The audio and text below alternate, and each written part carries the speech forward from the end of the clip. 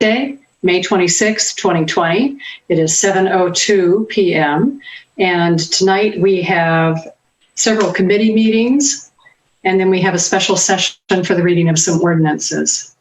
The first agenda is for the Committee of the Whole to discuss federal emergency support for local economies. And this is a resolution that is being sponsored and promoted by the National League of Cities, of which the City of Athens is a member, and our Mayor, Steve Patterson, is a board member on that organization. And the resolution is does have a series of items listing the amount of income tax that the City of Athens has lost in the month of April, that we've had a loss in 1 month of 8.10%, that we have additional projections of loss of $50,000 to $70,000 for the month of May. And just talking to the very direct, very immediate and critical need for local municipalities, towns, and villages to be able to partner and being able to get the support directly so that we can partner for reopening and recovery during the coronavirus. Steve, would you want to offer a few comments about this also? Certainly. Thank you, President Nisley. As President Nisley indicated, this resolution is important for a multitude of reasons. I would say that the most important point in the resolution is that the money that is being looked at for the fourth stimulus package, that it not be built around or predicated upon a population size of any type. It should be that all cities and villages, not only here in Athens with our city, but across the state and across the nation, have access without restrictions to where the rubber hits the road is at the city level, to where we know where money is most desperately needed in these unprecedented times. And so to make sure that that money does come down to the municipal level and that it is used in a responsible way with the impacts of COVID-19 are critical. So I really appreciate council taking up this resolution. And once, hopefully if passed, once passed, it will then go on to our senators. I think we should also send it to our Congressman, Steve Stivers. And it might not even be a bad idea, council, to send a copy of it on to Governor DeWine, alerting Governor DeWine to what is happening, what we're advocating for, and hopefully getting Governor DeWine to also speak out and hopefully making sure that money is going to where it is needed, most desperately needed, which is at the municipal level, regardless of your population size. So thank you, President Nisley. And Councilmember Fall. I think that this is a really good idea because certainly some people in the federal government certainly doesn't think that we do anything in this and that we don't suffer through all the horrible things that are going on. I would also suggest that we send it to the Municipal League so it can go out and, we can put it up and say, hey, let's challenge everybody to do this. So like Lou, we should challenge Lou. Lou's probably doing it tonight too. Huh? So okay. Thank you. Thank you. Councilmember Crowell.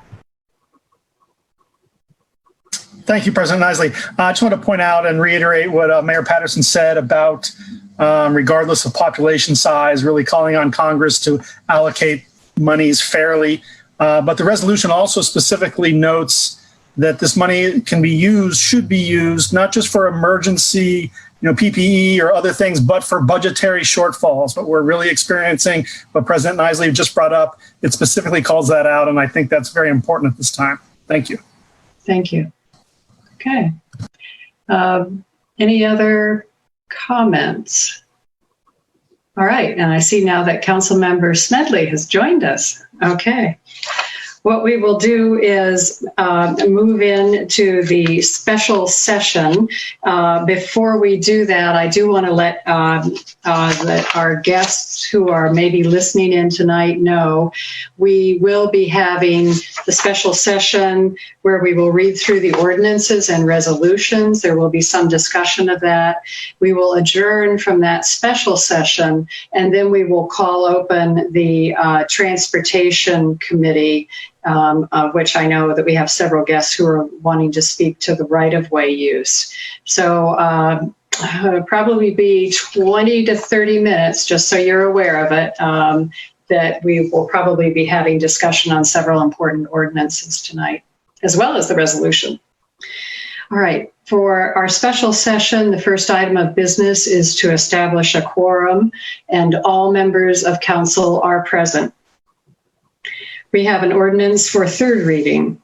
This is an ordinance authorizing the Service Safety Director to submit an application and enter into an Ohio Public Works Commission grant and loan agreement for the Stimson Avenue Improvements Project number 315 and designating a dedicated repayment source for the loan.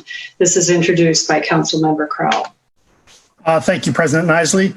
I would just want to read the pertinent sections of this before I make a motion to adopt. Again, this ordinance 06520 is to accept both a $400,000 grant from the OW, the Ohio Public Works Commission, OPWC, but also enter into an agreement for an additional $400,000, 0% loan also in the amount of $400,000. So section 1 reads, the Service Safety Director is hereby authorized to accept a grant in the amount of $400,000 and to submit an application and enter into an Ohio Public Works Commission grant and loan fund agreement in the amount of $400,000 for the Stimson Avenue Improvements Project. The dedicated source of the loan repayment will be the Street Rehabilitation Fund 572. I'd like to make a motion to adopt 06520. Second.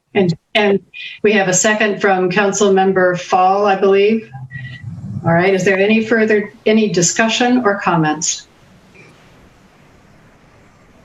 All right, then we'll call for the vote. All those in favor signify by saying aye. Aye. Opposed, nay.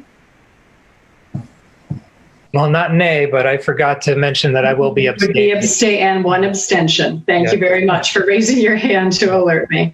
All right, the motion carries and the ordinance is approved. We now have ordinances for second reading. 6620 is an ordinance authorizing the mayor to submit an application and enter into an agreement with the Ohio Department of Transportation Small City Program Funds for program year 2020 and declaring an emergency. This is introduced by Councilmember Katsas. All right, and if no comments or questions, we will move on to the next second reading. 6720, this is an ordinance to renew the existing city income tax of 0.10% per annum for a period of 10 years for street improvements and authorizing the question to be placed on the ballot at the next general election to be held on November 3rd, 2020, and declaring an emergency. We now have a resolution for second reading, if there are no comments or questions on that one.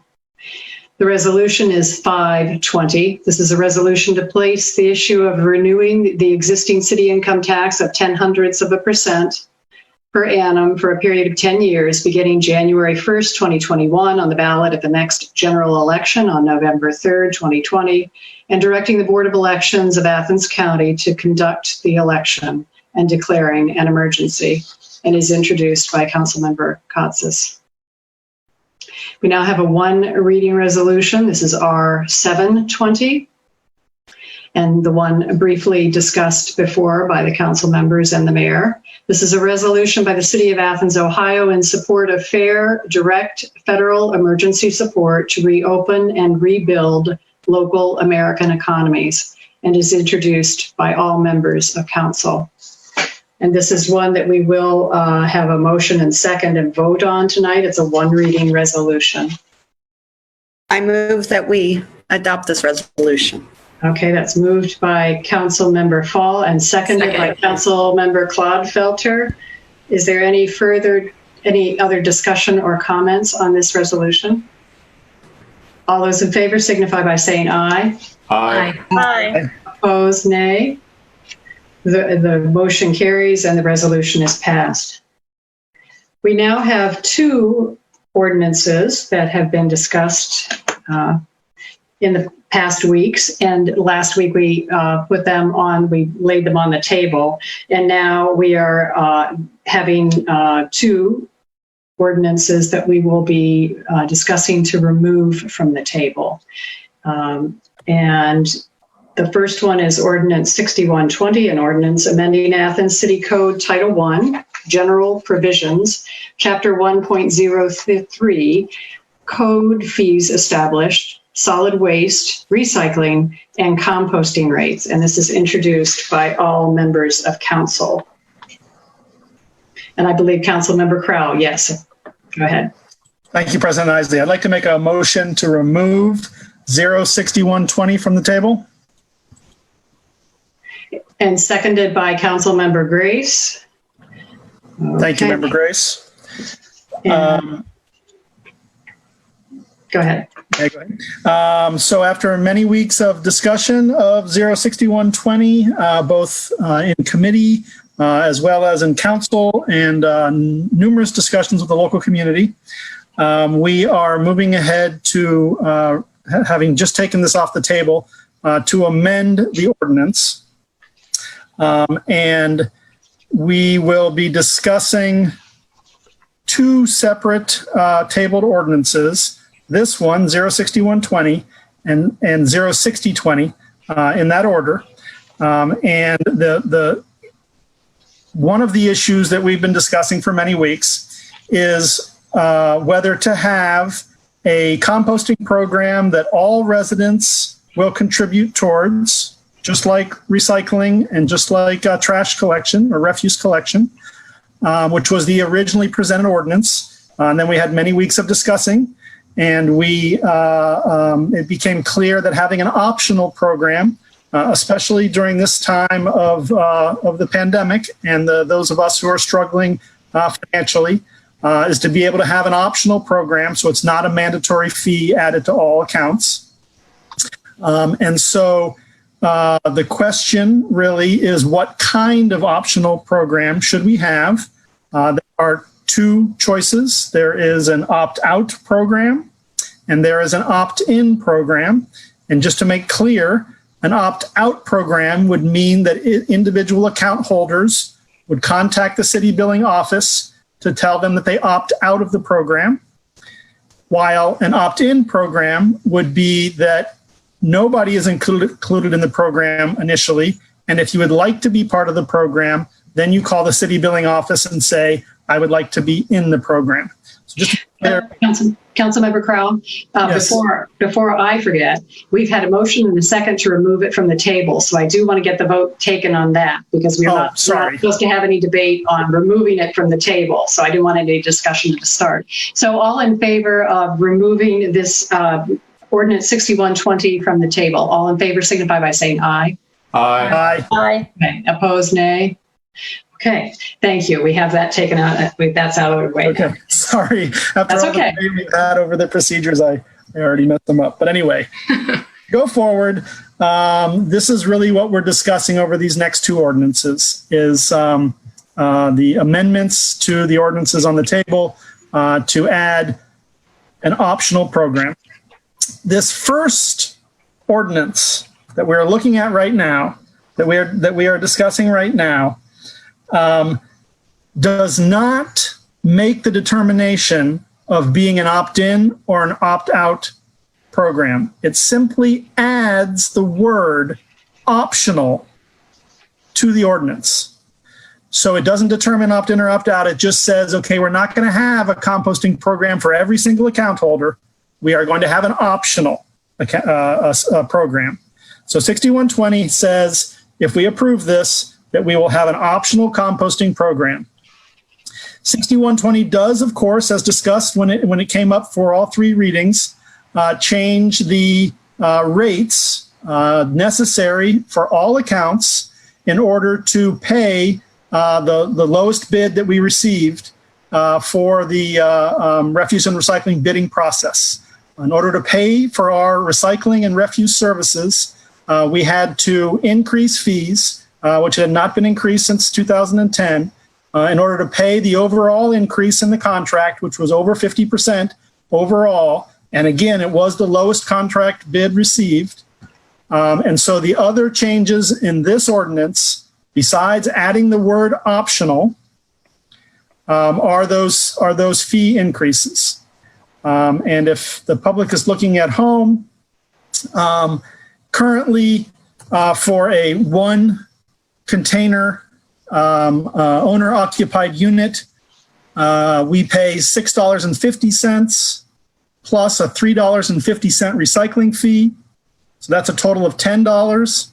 That rate would be increased to $14.50.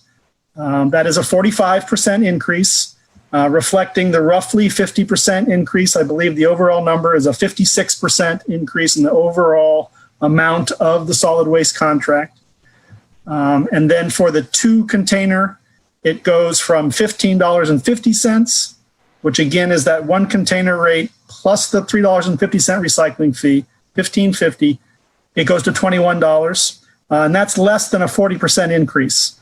So there are different increases depending on how the Code Enforcement Office was able to calculate all the very many rates we have in the city of Athens to make sure that we have the money to pay and again break even. Initially, we talked about setting the rates so that we could have 5% over the break-even amount in the garbage fund, and we even considered 10% over. We sort of settled on a 5% over, and this all was occurring earlier this year before COVID-19 impacts had really hit. But we decided to go with the break-even, not to try to have extra money in the fund right now, or really, make sure we had enough in the fund. Hopefully, we won't have to dip into the general fund. These fees should pay for the services that we have in the city. And I won't go through all of the individual rates, but they all reflect roughly that 40 to 50% increase. So again, the only changes in terms of this ordinance is the word optional added before the word composting in every location. The individual rates, special hauls and extra bags would move from $1.50 each to $5 each. Part of the reason for this larger than 50% increase is to discourage, to encourage residents to recycle, to encourage residents to use the composting program if they opt to, and then lessen the amount of garbage we're sending to the landfill. And so there is a larger increase there for extra bags to encourage the less amount of materials going to the landfill. But that's the only real changes to this ordinance. Are there any questions or any discussion from council members? And just a real quick, just walk through on the process. So what we've done is removed it from the table. What Councilmember Crowell is talking about, we haven't made the motion yet, but that it is an amended version. So if that would be moved and seconded, and then we can discuss the amendment. And if, depending on that, then we could potentially suspend the rules and then approve the ordinance. So those would be the additionally three steps tonight. So should I go ahead and make that motion now, President Isley, to accept to? I think you could make the motion and second to amend. And now you've given us really good background information, and then we can open it up for discussion. Yes. Okay. So I'd like to make a motion to amend 06120. Second. We have a second from Councilmember Smedley. Okay, great. Now that I've introduced it, I'd like Member Clodfelter to chime in. Okay, I just wanted to clarify, will we be deciding on whether or not to make this an opt-out or an opt-in option during this discussion or in the next bill? Thank you, Member Clodfelder. That would be a discussion about the next ordinance, Okay. 020, that actually includes that language. Thank you. Member Katsas.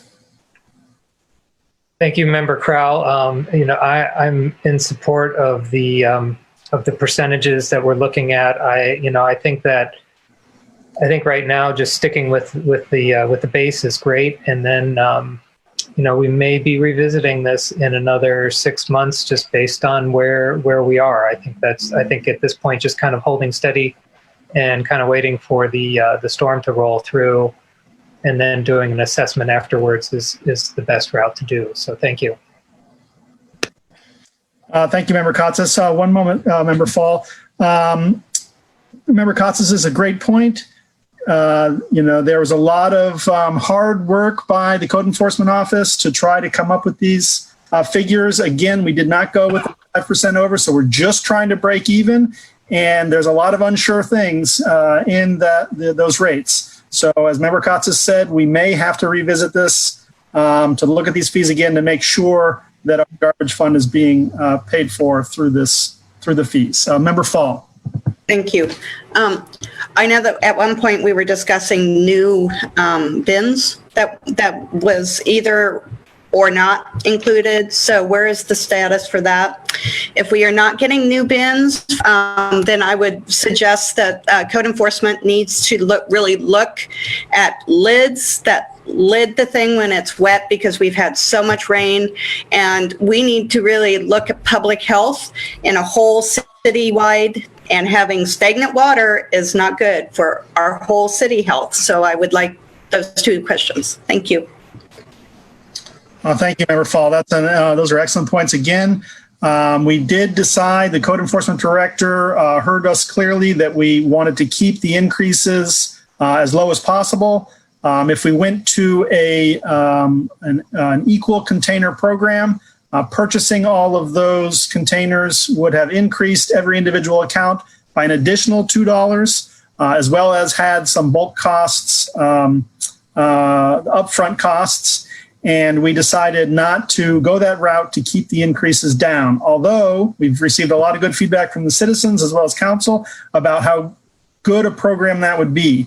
We really need to keep it equitable. I had a communication with a citizen this afternoon who sent me pictures of a couple of houses on her street where I believe she mentioned they were retirees. They had put out a small, Kroger plastic bag of their trash for the week.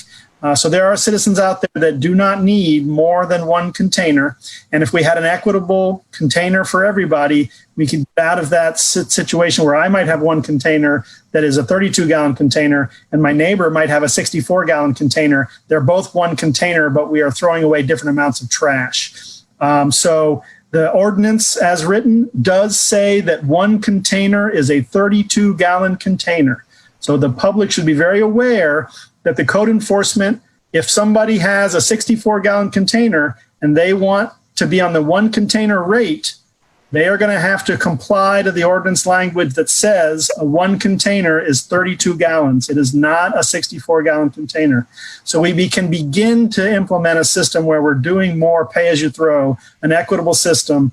I hope that in the next 5 years or 3 years, or when that time comes where we are back and we are healthy and our economies are back, that we can implement that bin system where we all have the same containers. I think it's a positive move, just not at this time. Yes, Member Reisner. Did you mention, if you did, I didn't hear it, that if indeed we do go optional, that there will be a charge of $6.33 for the 1 5-gallon bucket? Was that mentioned? Thank you, Member Reisner. That was not mentioned. I appreciate you following up on that. Whether the program that we decide on tonight in the next ordinance is opt-in or opt-out, the fee would be the same, $6.33 per month per account for a 5-gallon bucket. And the reason why it's the same, no matter what the program is is because that information was included in the AHRC bid as one way to have a program. We did not negotiate with the lowest and best bidder, AHRC. We did not negotiate with any of the bidders to establish these pricing. That amount was in the original bid, and that is why we can accept it as part of the contract. I appreciate you pointing that out. Yes, ma'am. I just wanted to also thank everyone's hard work on this, code office, the director there, Member Crowell, and helping us come to this point where we are doing the break-even amount for the reasons we already discussed. And I would like to revisit the uniform cans when we are at a better point and we have a better understanding of where our economy stands. I agree with everything that's been said so far about making that more equitable. It makes sense, and I'm certainly very happy with my recycle bin that was provided by the city, and I think everyone else will be very happy with that program. But I'm also happy that we decided to postpone that for now, just for the sake of keeping costs down, just for now. Thank you.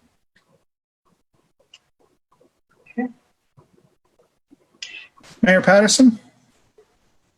You know, I know that Member Katsas had mentioned this, and Member Crowell, you followed up with it, and that is whether it's a no percent, 5%, 10%, you know, council, just be cognizant of the fact that the 50% increase over the course of 10 years is basically a 5% increase annually, which would have allayed a lot of what you're having to deal with right now. We will have to go back and look at that rate, and a percent increase in the future. I certainly appreciate council being cognizant of what the citizens of Athens are having to deal with through COVID-19 and employment, whoever someone is employed by. But I've mentioned this before as well, is that we need to think of a lot of these rates as having annual increases anyway, just to match inflation and cost of living and so on and so forth. So I will say that we will have to look at it again in 2021 or somewhere thereabouts. So I certainly appreciate the conversations that council is having, and again, being cognizant of what we'll be facing as we roll into the new year, and having to live in the new normal that we all are now. Thank you, Mayor Patterson. Member Clodfelder? Just to follow up on what Mayor Patterson said, as annoyed or as exasperated as people could get if we have annual increases, I think that'll be much less painful than this huge increase after 10 years without an annual increase. So doing that year after year, hopefully, you know, less than $1 or something will make it a little bit easier for people, even if they do get annoyed. So I appreciate your thoughts, Mayor Patterson. President Nisley? Yes, we have had a question from the public asking if only 1,000 people are in the compost program at $6.33 a month, how will we make up the $25,000 shortfall? Thank you, President Nisley. The bid from HRC included two separate options. They have the option of the city paying HRC $139,000 for the total program, or the city could pay the $25,000 base price of the program plus $6.33 per account. HRC believes that they can operate the program with those figures. So in discussing with HRC, how many buckets they would need to order and other things that they will have to figure out, that is going to be something that they're going to have to figure out as the contractor. Member Fall, do you want to add something? Yeah, I think it's also important to realize that if we just drop the composting option, period, the startup costs later for it, even if we wanted to come back to it, would be so much higher because they've already invested in the capital to do this process, and they know how to do the process because they have been going through it for several years. So thank you. Okay. All right, so we have an amendment. Do we have any other comments? We have an amendment, a motion and second for amending 6120. And if no other comments, all those in favor signify by saying aye. Aye. Opposed, nay. Okay, the motion carries, and that has now been amended and read for the first time. So next step would be to Yes, suspend. President Nisley, may I make a motion to suspend the rules? Second. Seconded by Councilmember Clodfelter. Yes. Thank you, Member Clodfelter. I'd like to suspend the rules in order to pass this in time for the contract to begin on June 1st. So I'd like to make a motion to approve. Oh, we need to do the vote on the motion to suspend. We have a motion first. We have a motion and second for suspending the rules. All those in favor signify by saying aye. Aye. Aye. Opposed, nay. Okay, now the rules have been suspended. Councilmember Crowe. I'd like to make a motion to adopt 06120. Second. Seconded by Councilmember Reisner. Thank you. And the reason is that we need to have a functioning refuse and recycling program by June 1st. July 1st. July 1st. Yeah, thank you. Okay, we have a motion and second for approval. Any other comments? Okay. Councilmember Katsas, you had a comment. Yes, just real quick, just thank you to everybody for all the hard work. I can tell that this took a lot of time and a lot of energy and a lot of thought. So thank you to Member Crowell and administration and your team for doing that. Okay. So we have the motion and second for approval of 6120. All those in favor signify by saying aye. Aye. Aye. Opposed, nay. The motion carries and the ordinance is approved. We now move on to Ordinance 6020, and this is an ordinance authorizing the Service Safety Director to enter into a contract for municipal refuse recycling and composting, and is introduced by all members of council. Councilmember Crowell. Thank you. I'd like to make a motion to remove from the table 06020. Second. Second by Councilmember Clodfelter. All right. All those in favor signify by saying aye. Aye. Aye. Opposed, nay.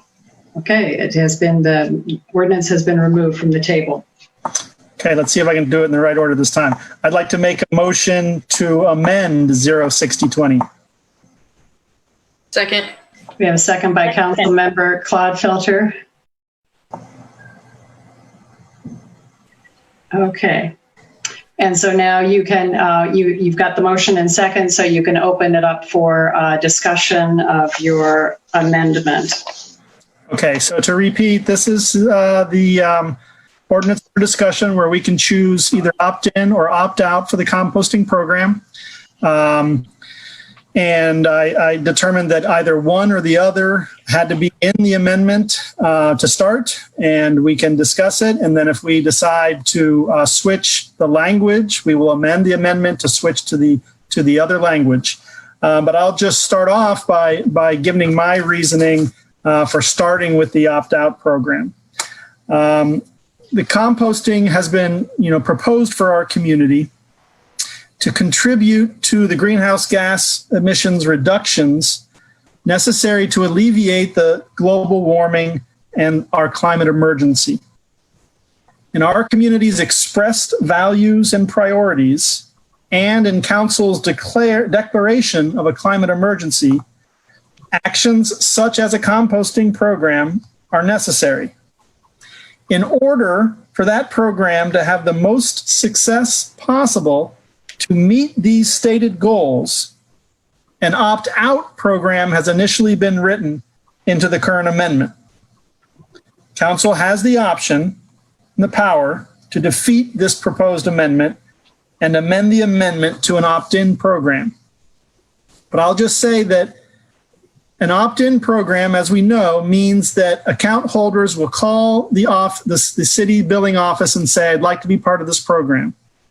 I know that there are many residents who have communicated with council that they really support this program. So there are many residents who will do that. But in order for this program to have the largest possible environmental impact, we would like as many people as possible, even those who are not excited and who are not in the current system, who are not currently considering the composting program. I know that some feel that an opt-out program means that people aren't aware of it. I believe that they will be made aware of it through public education, and also, if they do not opt out, a very nice bucket that says Athens Hockey Program is going to be delivered to their front door. So that means that they are going to be aware that there is this composting program. They're not going to be paying a fee for a long time and not aware that they're paying a fee for a program they're not participating in.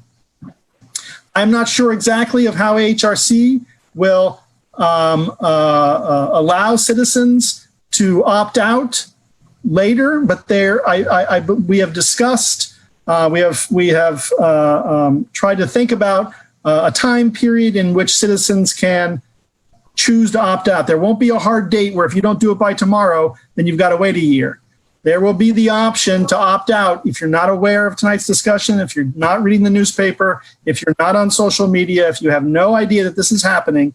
When that bucket arrives at your front door, you should have a clear indication that this is a program, and I have proposed that information be provided with those buckets that describe the program, that give tips on how to use the program, and also give the information about how to opt out.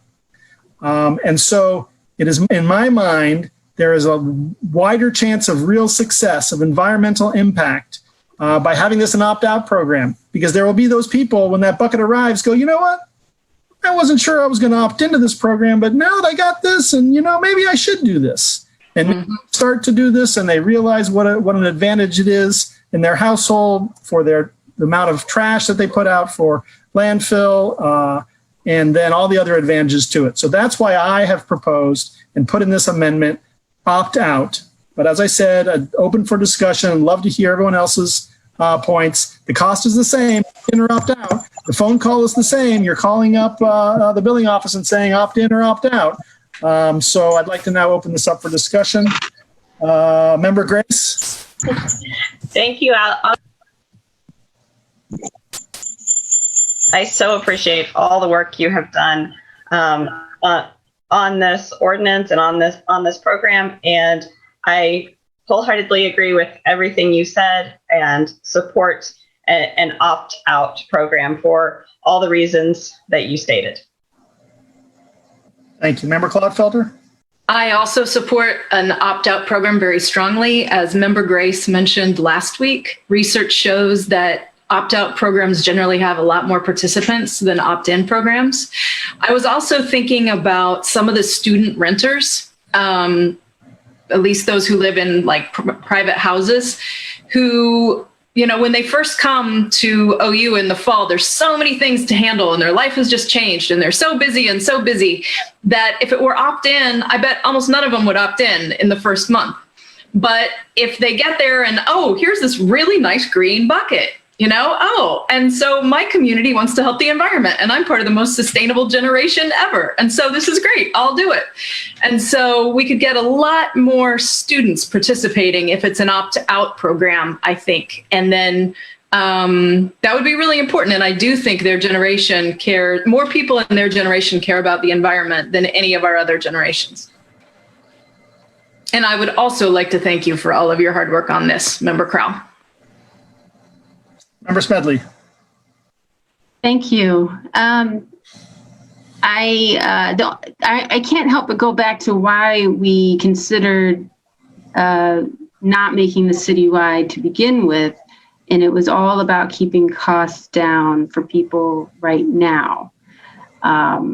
And so we made it then optional so that only those who truly wanted to be part of this program were part of it. And by making it opt out, you are automatically enrolling the entire city in the program, and then you have to take action to then be out of the program. And I can't get over in my mind why it is that we're asking folks to go out of their way to not be charged for something they don't have to pay for. And I understand all the reasonings why we want people to compost. But what I go back to is the whole reason why we made it optional to begin with, which was to keep costs down for individual households, for those who couldn't afford it or who weren't in a position yet to join. And again, this would not be a conversation if we weren't in the position that we're in, the economy that we're in right now. So that's why I still support opt-in. And I respect everything everyone's ever said up until this point. So don't take this as anything other than just a slight difference in understanding and how we want to go forward. So that's where I stand. Thank you. Thank you, Member Smedley. Your points are excellent, and I completely respect the position you're coming from. And I went back and forth about where I stand. Me too. And I just thought that ultimately the impact on the environment was the reason to do the program. And if it is optional out for those who can't afford it, then they still have that ability to do that. Member Reisner? Thank you. I have to agree with Council Member Smedley. I've been back and forth on this, left, right, and center, up and down. I just don't think the economics of the times is suitable to bring in a charge that a lot of people won't be able to afford or will certainly be upset about if imposed upon them. So the way I feel is that if the way the amendment is, the way the ordinance is currently written, I can't vote for it.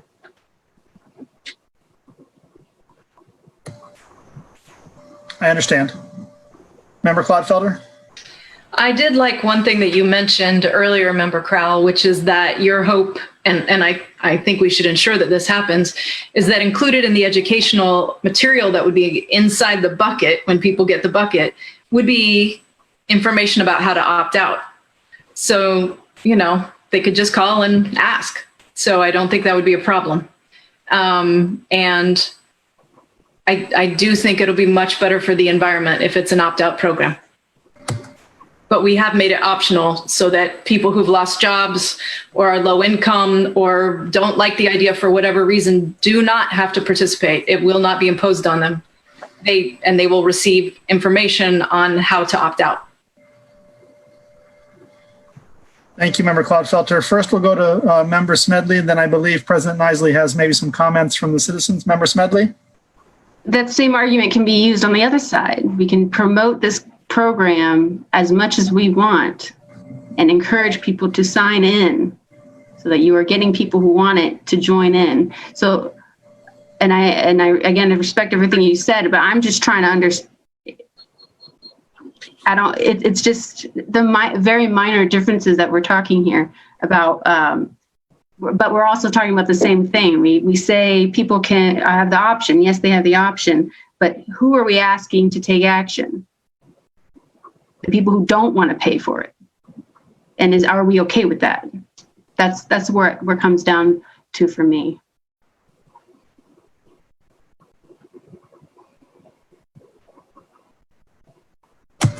President Nisley, would you like to add some Sure. comments? I didn't know if we had any more comments.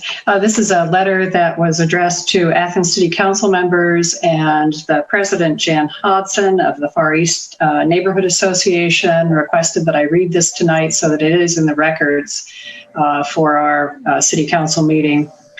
On behalf of the FINA board, thank you sincerely for conducting an open discussion regarding Ordinances 6020 and 6120. We greatly appreciate your willingness to listen and respond to citizen concerns. We're particularly grateful to Councilmember Crowell, who has responded clearly and promptly to our emails. He's expressed appreciation for citizen input and has been willing to consider all sides of the issue. These things matter to constituents, and we are grateful. Regarding composting options, we are pleased to hear Councilmember Smedley express support for asking citizens to opt in. We agree with her statement that this is a more honest approach than charging your constituents unbeknownst to them and then imposing the added chore of contacting the utility office to opt out. As Smedley indicated, this could affect those most vulnerable. Asking citizens to opt in would better engender the trust of your constituents. Also, by having citizens opt in, the city will have an accurate count of the number of residents who support citywide composting. That information can be used to plan educational and public relations efforts as you move toward garnering additional support. An opt-out process cannot provide that accuracy since the numbers would include those citizens who are unaware of or who overlook the fee. We ask that you support an opt-in provision in the interest of honesty and continued planning for citywide composting services. It's signed by Jan Hodson as president of the Far East Side Neighborhood Association. Thank you. I'd like to address a comment made online, and I want to be very clear about this and very transparent about this. The question is whether we have an opt-in or an opt-out program, how is the city going to subsidize between a $16,000 and a $25,000 shortfall? HRC provided a base cost of the composting program of $25,000. If that is the cost that Mr. Swank is referring to, that base cost was absorbed in all of the fees across the entire program of the city. So all the commercial rates, all the residential rates, the revenues from extra bags, the dumpster rates, the revenues from special hauls, that was calculated into the entire contract by the Code Enforcement Office because that is what HRC wrote into their bid. If that answers your question, you can, I think Mr. Swank would like to comment on that, President Nisley, but let's first go back to council or the administration or anyone. There's no comment needed now. And I do believe Councilmember Grace have a comment earlier. Yeah, thanks, President Nisley. I just, I think all of the council members also received this email from a resident that I think sort of explains why I'm in favor of the opt-out. And she said, I think many of us have a number of things keeping our minds busy these days, and we simply won't take the time to opt in, no matter how little time it takes. But if it was done for us, we may leave things as they are. And even if we don't have much to compost ourselves, we support the community. And I think that though I understand and certainly appreciate Member Smedley's point as far as who we are asking to take action, the sort of the human nature is if it's something that you support or you think, yeah, that'd be a good idea, I'm willing to support that for the city, doesn't mean you will take action. And therefore, it would make having it opt in, all those people who think it's a fine idea and can afford to pay the portion might not be inclined to act on that and would make it a less sustainable program for our community and ultimately would lead to lower participation. But those for whom it really is a financial burden or they just simply disagree with the action that we as council take on it, can, if they feel strongly, they can make the phone call to opt out. And I think that our city would benefit from having more people involved. And I think that's what will happen with an opt-out rather than an opt-in. Thank you, Member Grace. Member Fall? I'd like to point out that we have several other not contracts, but agreements. SOPEC is an opt-out.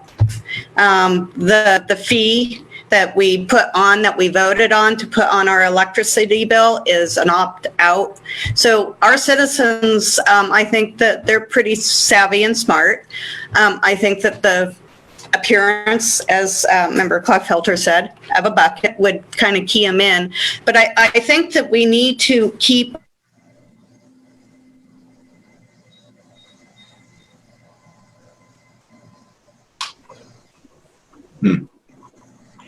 We may need to come back to Councilmember Fall if that's frozen. Yep. Zoom strikes again. the universe that the citizens had told us over and over. Member Fall, you were frozen for about 20 seconds, so you may want to back a little bit. I think you got cut off right after you kindly mentioned my name, if that helps. Oh, okay. Well, the bucket. Well, now I'm all confused. So anyway, we have opt-out, and we also have climate change. We need to think both short-term and long-term when we're looking at this, because we know that it's going to just increase over time, and composting is going to help us have more sustainable rate increases in the future. And have more resilience for us to be able to be more sustainable, which everybody's told us when we've been doing our comprehensive planning process for the last 2 years. So thank you. Yeah, Mayor Patterson? One thing that I may have brought up the last time we had conversation in council about these two pieces of legislation, and I wanted to make sure this again is at the fore for council, but also people watching. Whether it's an opt-out or an opt-in, whatever it is, we need to work through a refresh period every year. And when would that be?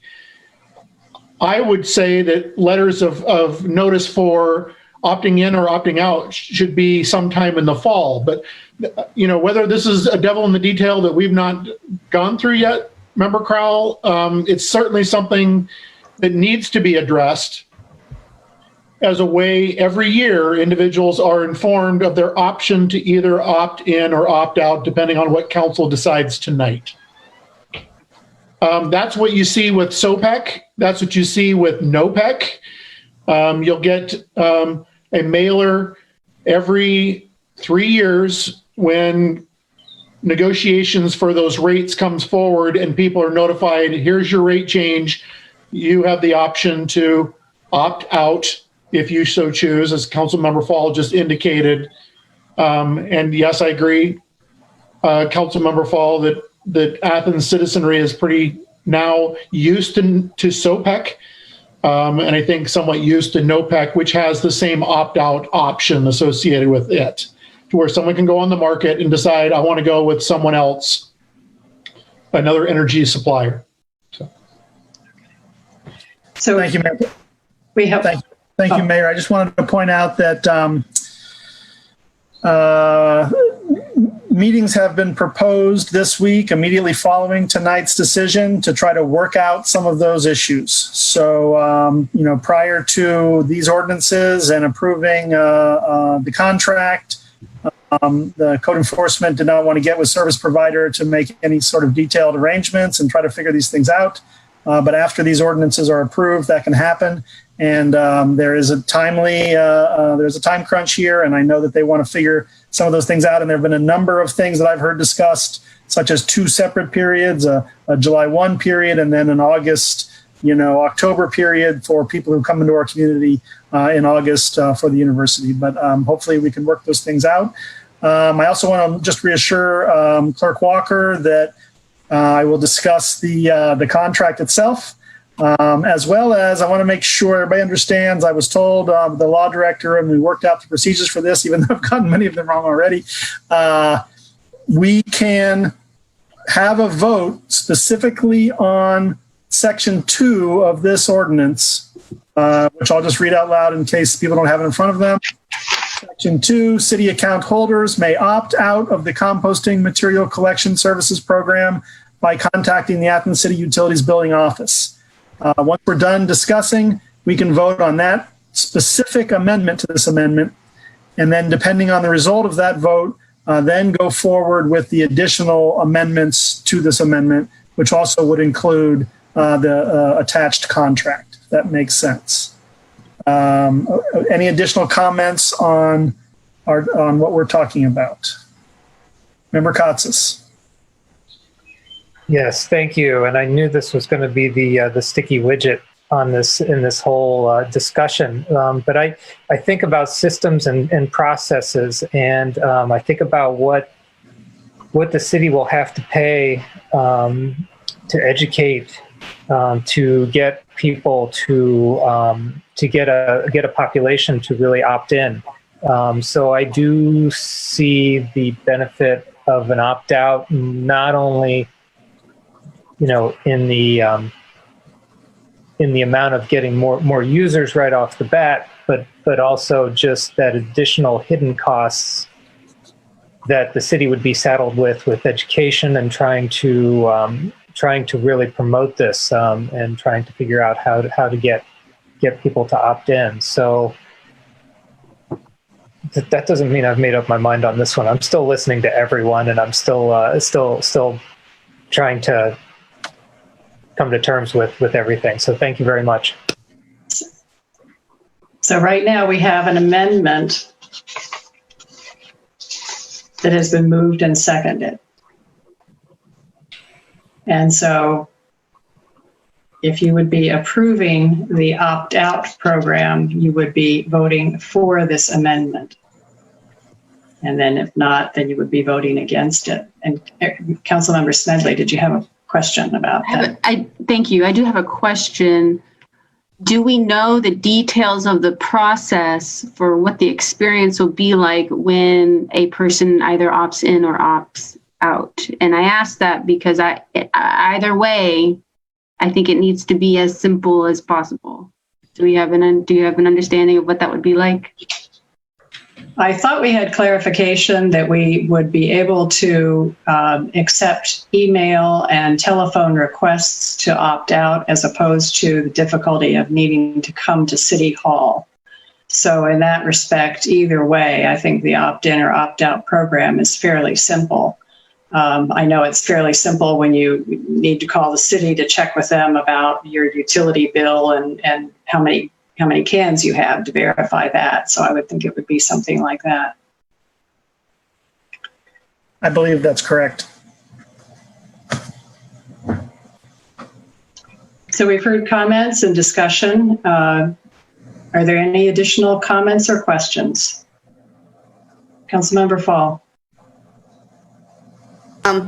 There was somebody who said on chat that from my experience in the pilot program, AHRC was very flexible and helpful in working with participants, and that they will likely continue to do so. So, and that's a thing that I heard from over and over with people who were in the program.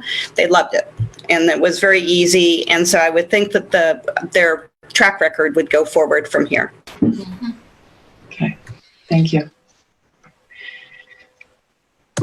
I sense we're still having discussion, questions, comments, a few more questions and comments. Councilmember Smedley, then Claude Belter, and then if nothing else after that, then we'll take the vote.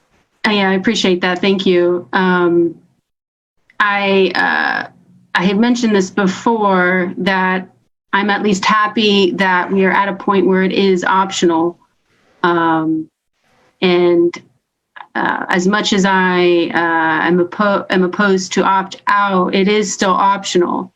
And so I do acknowledge that. I don't like the fact that who we're asking to take action. But I am getting the sense on council that the majority do support opt out. And that is close to perfect in my mind. And so, and I wouldn't want to leave the impression that I oppose an optional program. So that's where I am right now. I'm still kind of wrangling it in my mind. And I've thought about this a lot. And it sounds like a really small detail, but it's something that we have to take all these details seriously. So I appreciate everyone's time and consideration. Thank you. Councilmember Claude Felder. I appreciate your comments, Member Smedley. I think you have every right to disagree. It's okay. No one's mad at you. But just to add on to what Member Fall said, I was one of the participants in the first pilot program for the composting program back when we had to take our buckets to the farmers market. And ever since then, Rural Action has actually conducted surveys with the participants. And I believe I'm correct in saying, I'm not sure I've heard about them for their most recent one, but up to that point at least, the percentage of participants who really liked the program and were positive about it, were glad they were participating, was very high. It was something like they were surprised how high it was. I'm not precisely certain, but I believe it was over 75 or 80%. And this program, I think we've heard from so many of the participants, they love it. They want to keep it going. Some of them had to drop out when the price went up to $20, but they'll be thrilled to do it again now that the price will be lower. And I just really hope that a lot of people in Athens will try that, because those of us who have participated have really enjoyed being in the program and helping the environment. Plus, I know this is a strange thing to say, but so many people have mentioned it in their emails to me. If you compost, you will not have a smelly kitchen trash can. And that is a surprisingly nice benefit in your home and when you're cooking. So thank you. Okay, and Councilmember Reisner? Yes, can I make a motion that we have a roll call vote rather than just a show of hands? That's certainly allowable, I think. Yep. And so if we're ready for that, then we do have the motion and second for amending 6020. And so if I can get the order right, I'll do it in the order in which you appear in council chambers. Yes, Councilmember Crowell, yes. I just want to make sure we understand that the amendment that I made a motion for is specifically this section 2. So we are going to amend possibly 2 or 3 times. We are doing the amendments to this amendment in sections. I mean, we can, President Nisley, we haven't discussed the other amendments to this amendment. We can do that if that is procedurally, when we talked with the law director before, I brought up amending each individual item in this ordinance. And we got the indication that that was acceptable. But one way to do this is for me to go ahead and discuss the other changes. And then we know that we're voting down if we do not want the opt-out. And then when we present it with opt-in, the other changes to the ordinance would still be there, and we can do it that way. Okay. So why don't you go? So you're right. So why don't you go ahead? So okay. And then discuss the other changes, and then we will take the roll call vote. And if you vote it down because you're opposing the opt-out program, then we will address the other amendments individually. Okay. Okay, thank you, President Nisley. There's simple changes. Again, the word optional is being inserted before the word composting. And then, as I mentioned, section 2 is a whole new section to this amendment. Simply saying city account holders may opt out of the composting material collection services program by contacting the Athens City Utilities Billing Office. And then in section 3, the amendment is to change from the total authorization for the service safety director to expend from the garbage fund has been amended from $1,682,000 to $1,696,692. And this difference of $14,000 comes from not only the composting program and the $76 per account, based on a rough number, an estimate of 500 accounts, as well as the extra bag special service fees that in the contract language is split between the service provider and the city, 80% to 20%. So the amendments here are for both the total cost of the program, as in AHRC's bid, has not changed. Nothing has been changed to the bid from AHRC. That's just the authorization to expend from the garbage fund for recycling, refuse, and composting services. Now, I also want to note that included in this ordinance is an attachment, which is the contract we have been discussing. The contract language has also been changed to allow for these changes, the optional composting program, and being able to pay the program by the $25,000 base bid plus the $6.33 per month per 5-gallon bucket per optional account. So those are the amendments to 06020 that are on the table. Thank you, President Nisley. Okay. So as per Councilmember Reisner's request, we will take a roll call vote. So Councilmember Smedley? Now, I just want to be clear on what we're voting on. We're voting on all of those amendments he just talked about? Right. And then Yes. If that passes, then we're done. And if it doesn't, then we will go individually for the others. Okay.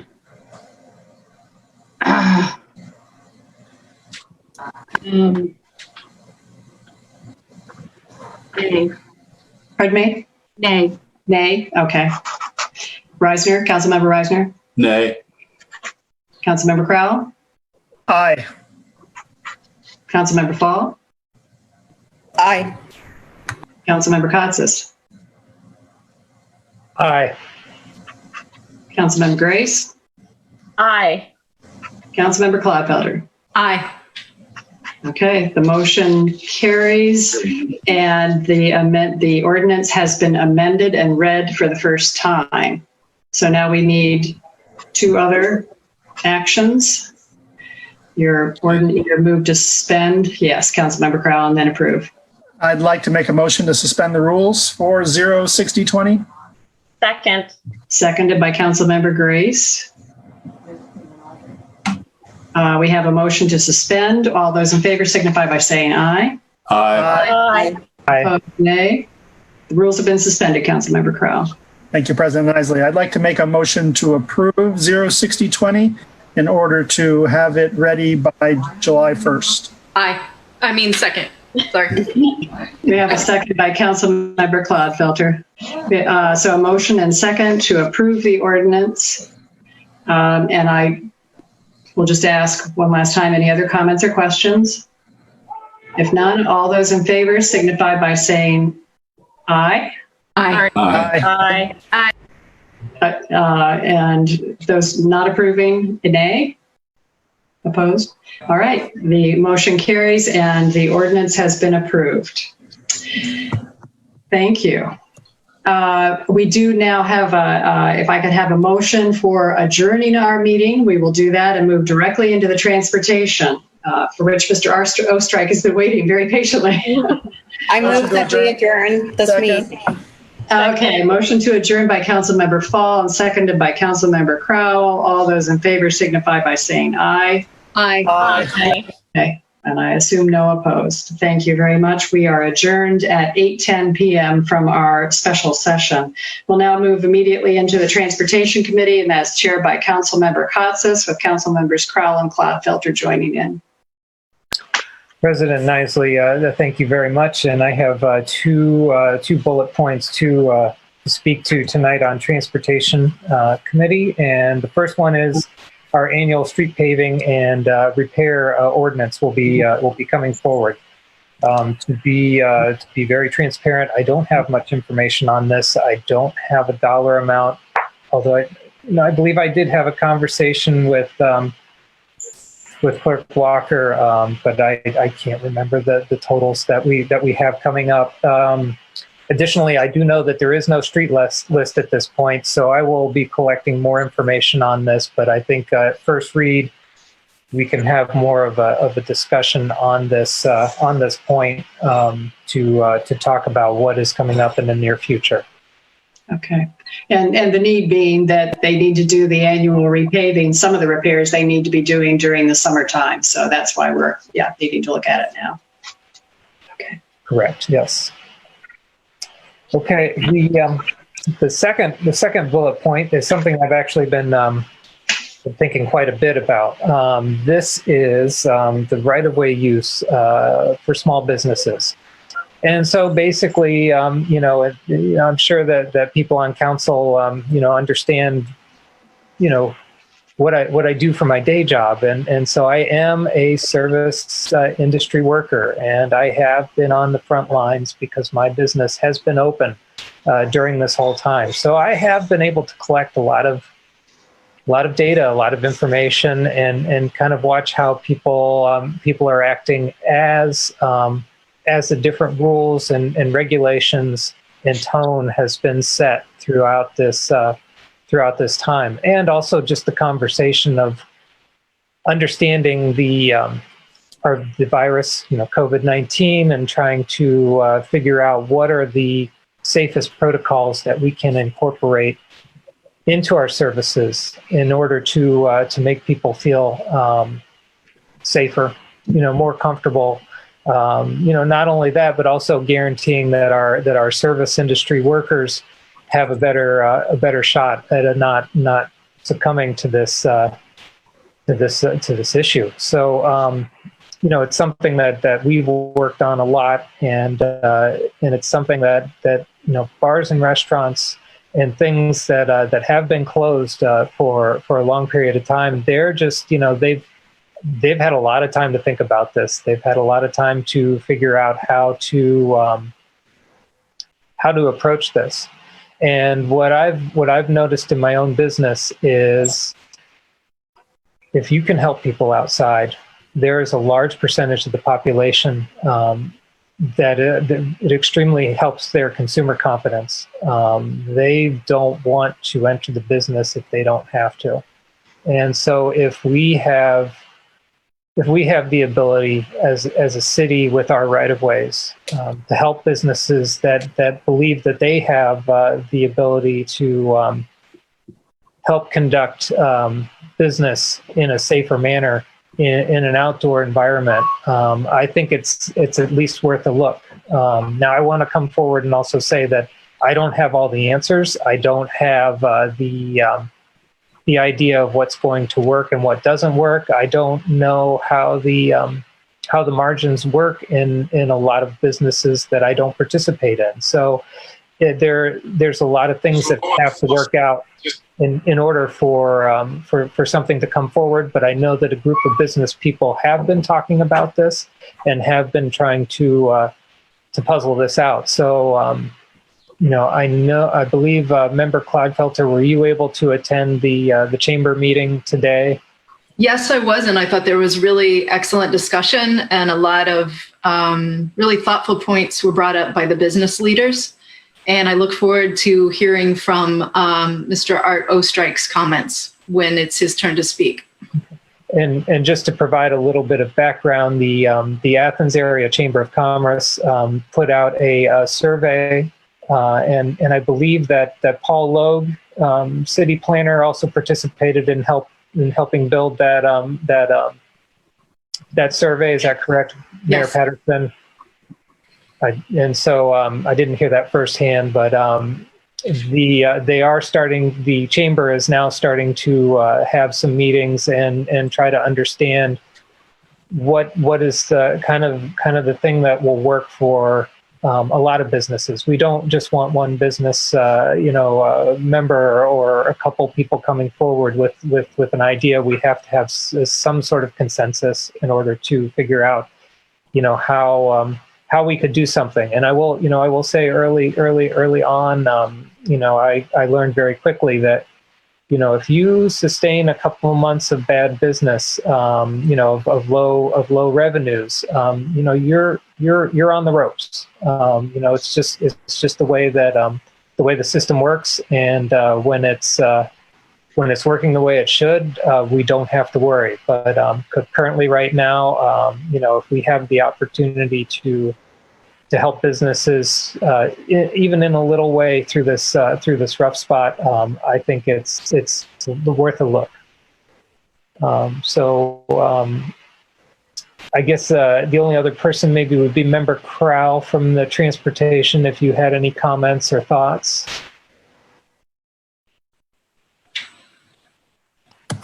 Nothing specific, Member Katsas. I know that there are many other communities across the United States considering some of these measures, and I'm supportive.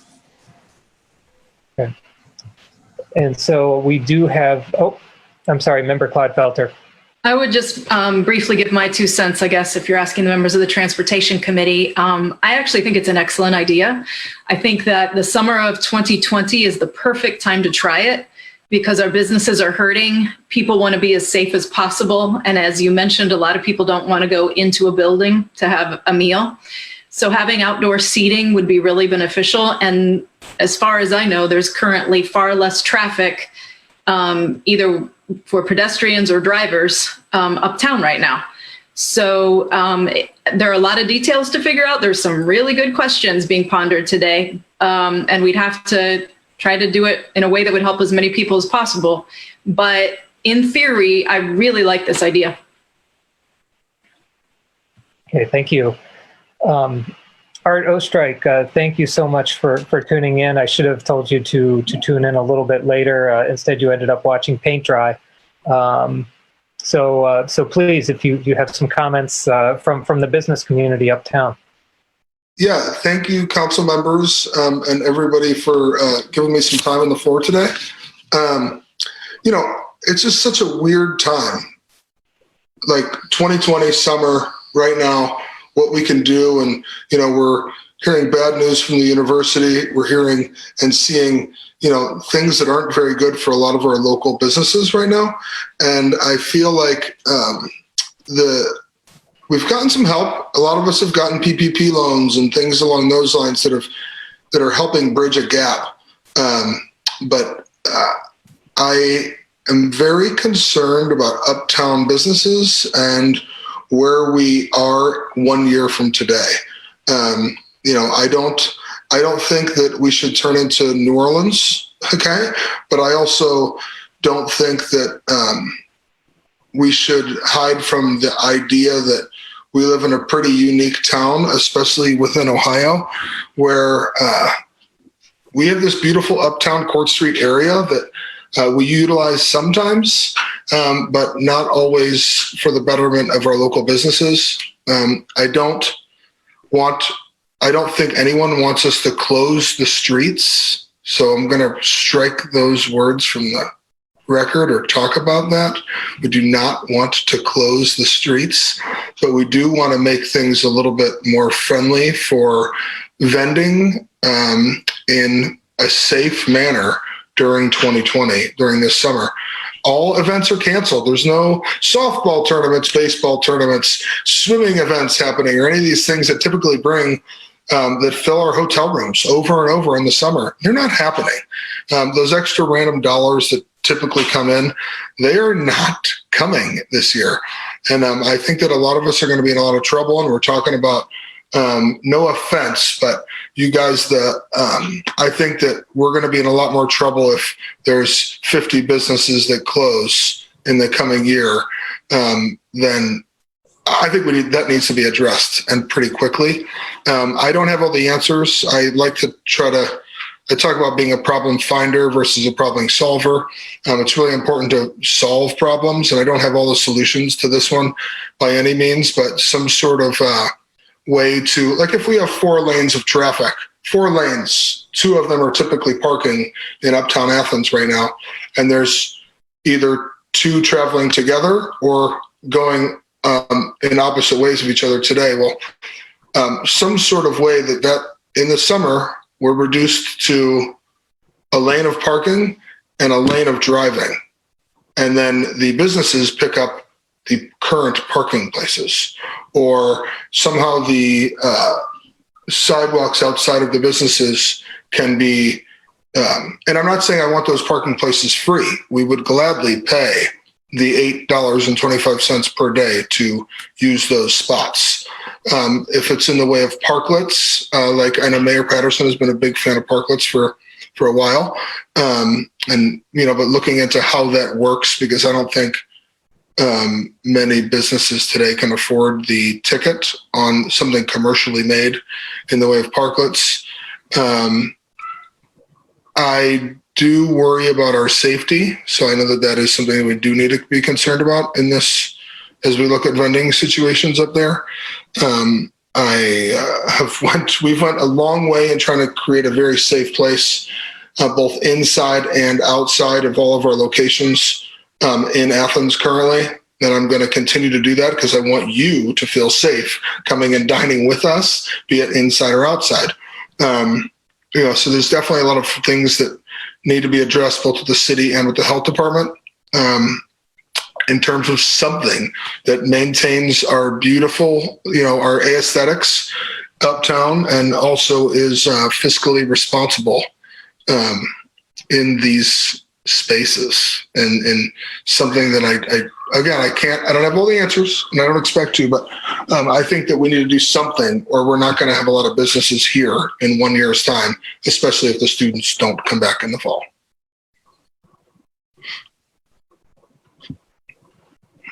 And thanks again. Yeah, and Mr. Ostrike, thank you so much. And and I think that making sure it punches out for the businesses is paramount. Safety, of course, is also very key, and safety not only of virus, but also of vehicles and pedestrians or patrons. So there's many things to consider. I think this is just a very broad, general conversation tonight because, like Mr. Ostrike said, I don't think anybody has the answers just yet, but the discussion is happening, and the sooner we had the conversation at committee, the sooner we might be able to see something come forward for the summer season. Member Clodfelter. I would just like to give credit a little more specifically to the business leaders who were present at today's meeting. I can assure you that they were not thinking selfishly. They were talking about how to help the owners of the businesses that are not related to restaurants, to help them as well, and maybe allowing them to be open in the evenings or even put a rack of their items outside or something. They were talking about how to help people with disabilities to make sure that things would be solid enough to go to the height of the sidewalks if it was in a parking place, so that it would be easier for people with disabilities. I just want to assure you that, at least based on my experience today, they're really trying to help the community as much as possible, as well as to help keep the businesses open. And though there are important details to figure out, and it may lead to a lot of discussion, I for one, really support them in that effort. And so, Member Grace. Thank you, Member Katsas. So I am not a member of the Transportation Committee, but this is an issue that I think is very important that we are discussing. And I sat in on an AUBA, the Athens Uptown Business Association meeting recently to hear the members' thoughts and ideas about this. And as a citizen, I just want to say I love parklets and outdoor dining, and I've often wished that we had more of that in Athens. I think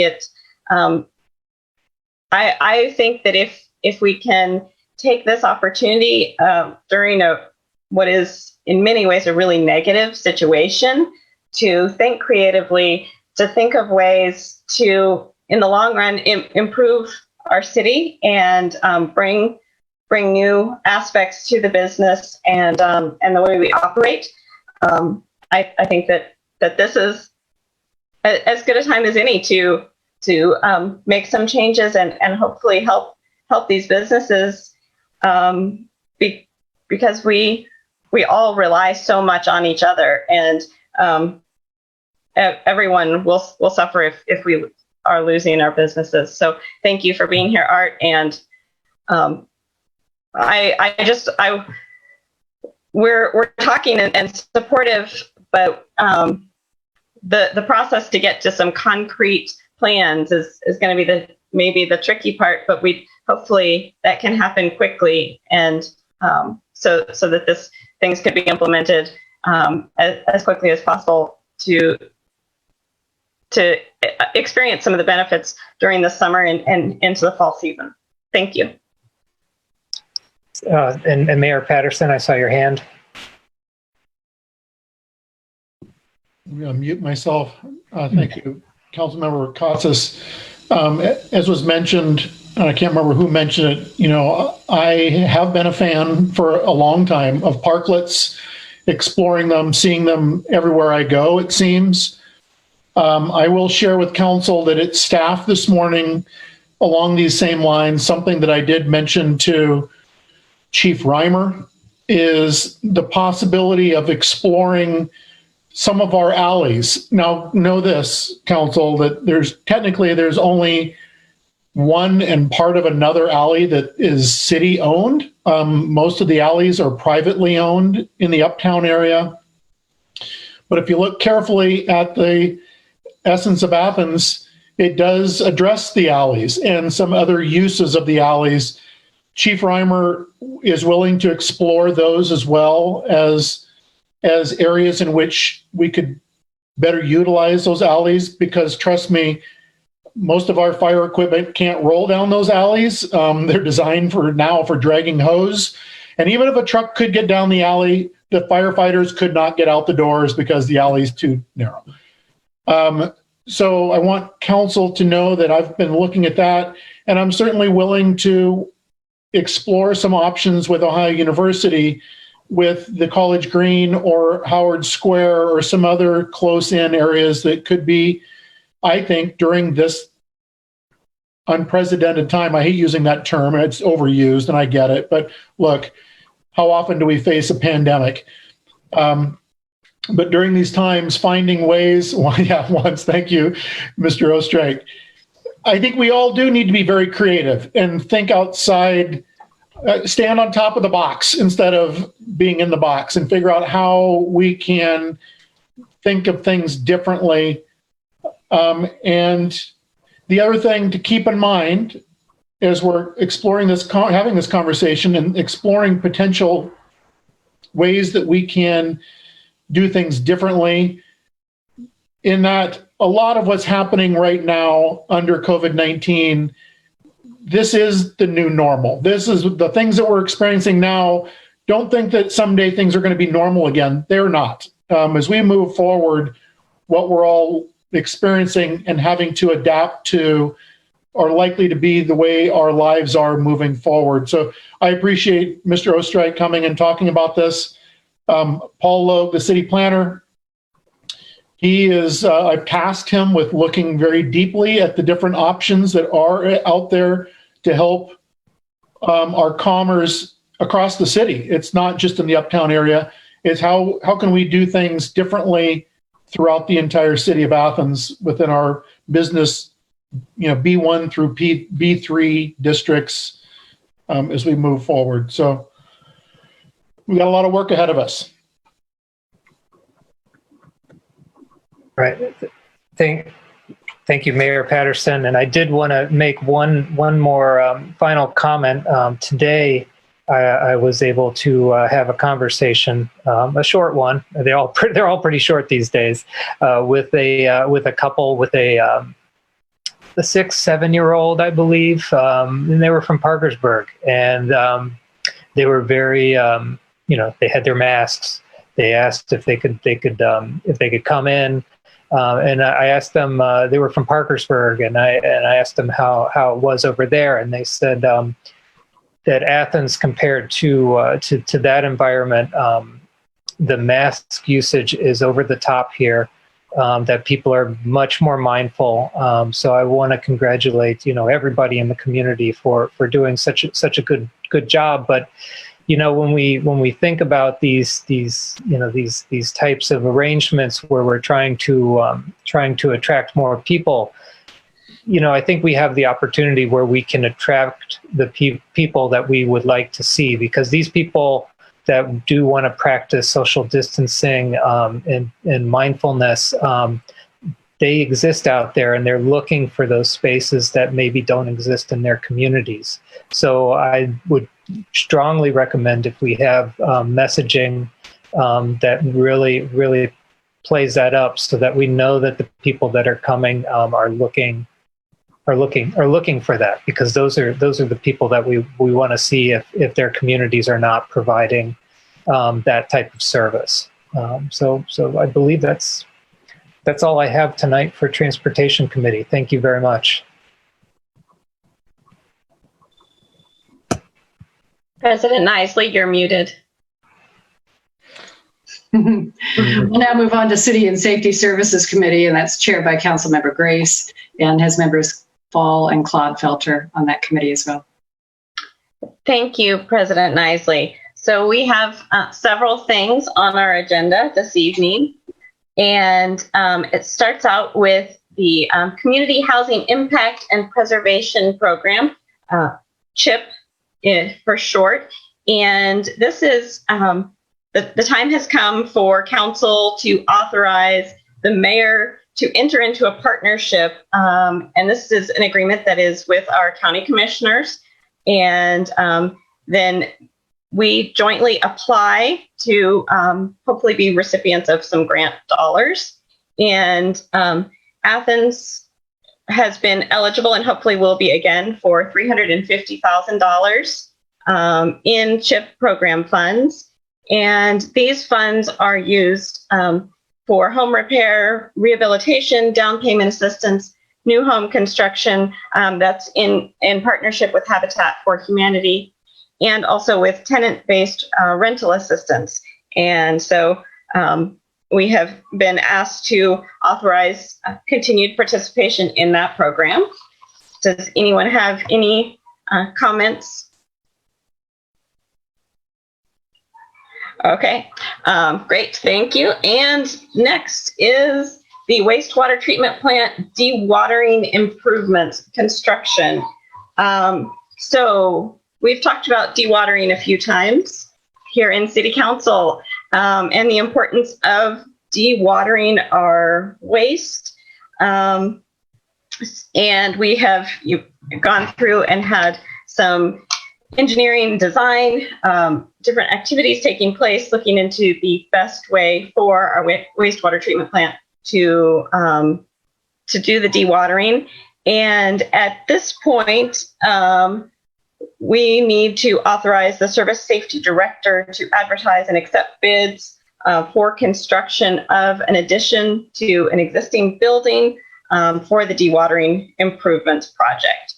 And this is going to be paid for through an EPA revolving loan that's 0% interest, and that's a really great thing that we can do the 0% interest in order to be able to make these improvements. Any questions on dewatering? And then we have the city sewer system improvements. And as council knows, we have, the city of Athens has been working with improvements and expansion of the city sewer system. And this is a part of that project. And interestingly, it's because of this project that we were eligible for the 0% loan from the EPA for the dewatering, because by expanding our sewer service, we are going to be increasing the amount of sewage that we receive as a city. So that made us eligible for the EPA funding loan for the dewatering. And so this is going to be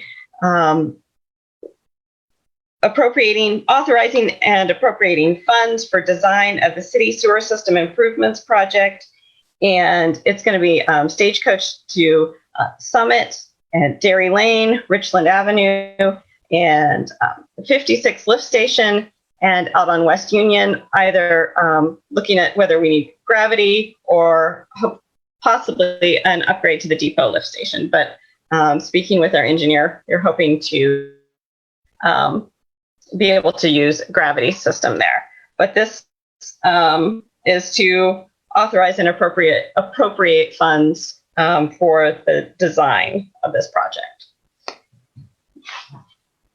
Next is going back to another familiar project, the Kimes Reservoir project. And we have in past discussed the need for upgrades at the Kimes Water Reservoir, and we had to get authorization to do some soil borings on property owned by the Kimes Center.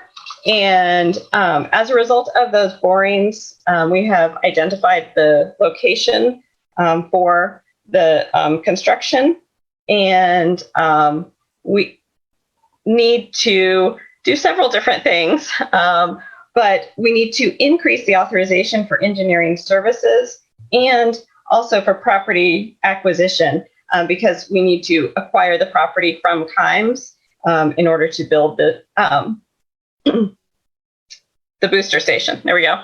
That's the terminology I was looking for. So we will need to obtain the property and also gain access rights, which currently we don't have. We are accessing through their driveway without having right-of-way attached to it. So this is to increase authorization from, it was previously authorized. We need to increase it by $200,000 from the water fund.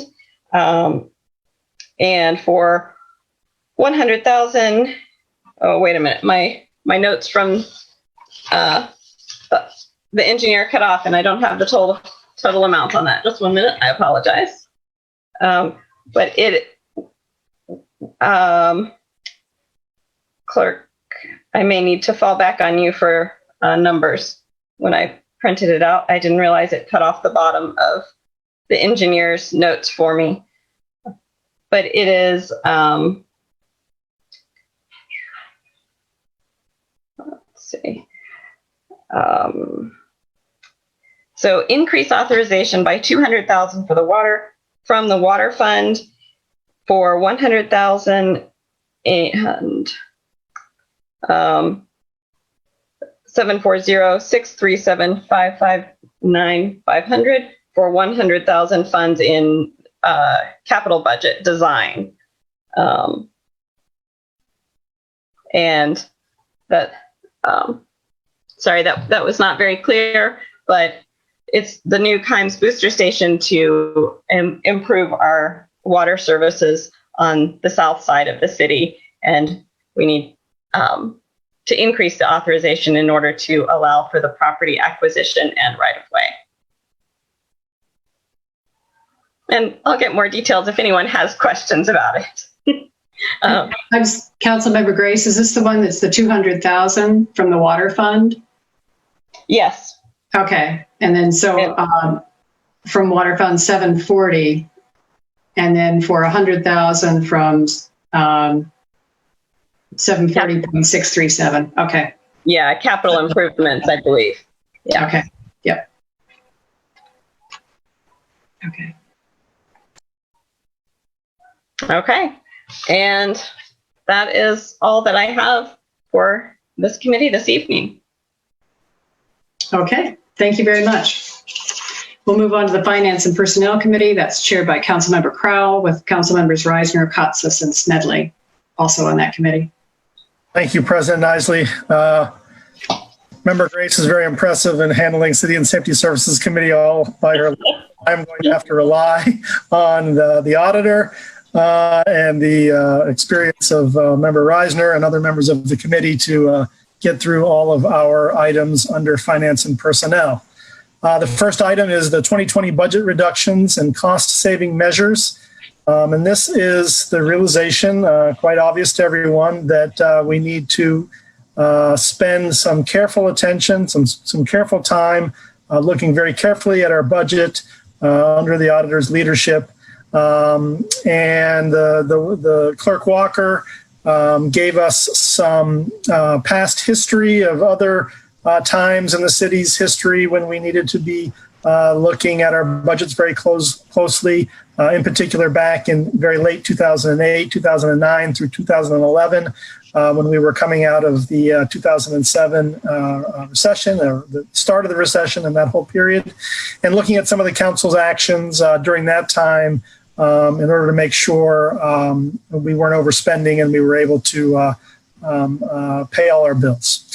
And so there is a whole series of things that council should look closely at with the city administration about hirings, about about the compensation plan, about our tax mix, the monies allocated for a transportation fund that might help our general fund. And so I'm going to start with Member Reisner or anyone else on the Finance and Personnel Committee if they wanted to chime in here on what might be necessary. I know Member Reisner has discussed measures going back to 2008. There was a council resolution which asked the city administration to utilize council as a review process for new hires. And there are things of that nature to make sure we have lots of eyes on the decisions the city is making in terms of the budget. So first, anybody on the committee, would you like to add any comments? Member Reisner? Yeah, I just want to be sure that everyone is aware that due to the restrictions that's coming down on us with our budget, we're looking at serious cutbacks in all the departments. I know the mayor has put out the word to different departments to please look at your budgets, find money that you do not need to spend critically this year for whether it be for more office equipment or a new patrol car or something along those lines, to defer those type of purchases to some future date, maybe next year or the year after, so that we get a good handle on not just the financial impact for this year, which is bad, but next year I fear is going to be a lot worse, because that's when we're going to feel the full impact of the coronavirus.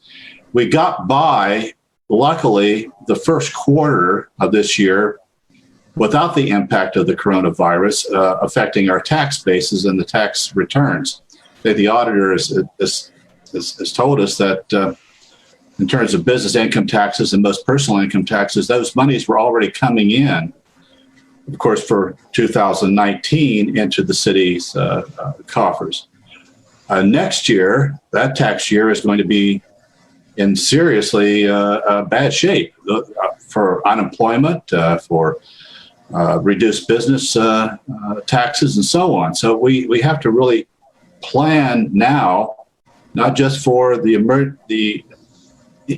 immediate emergency that we're suffering now, but next year's financial crisis, which will be coming. And some things are going to have to be looked at. What we want to do, at least from my point of view, is we want to ensure that we keep our employees employed.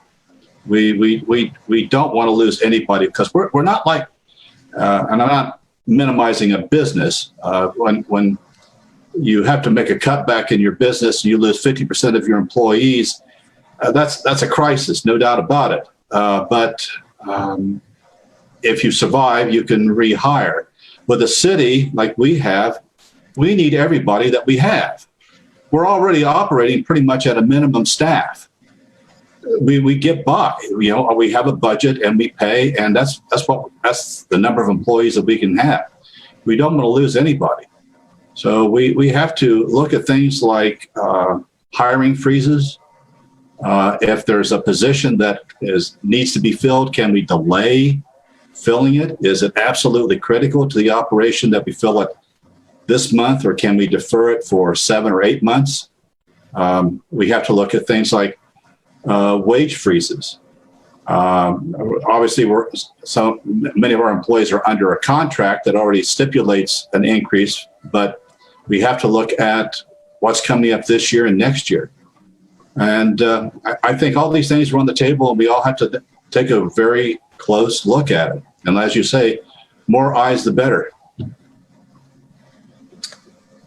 Thank you, Member Reisner. I just want to comment quickly before we go to Member Smedley that the other thing that I appreciate that the Service Safety Director, Chief Pyle, and the Mayor's office is doing is making sure that all the departments are carefully calculating necessary expenditures directly connected to COVID-19 so that if there is a possibility of reimbursements, we already have all of those, that information and can submit for those to the different sources that will be hopefully providing monies in the CARES Act. And I really appreciate Member Reisner's experience on this committee. Member Smedley?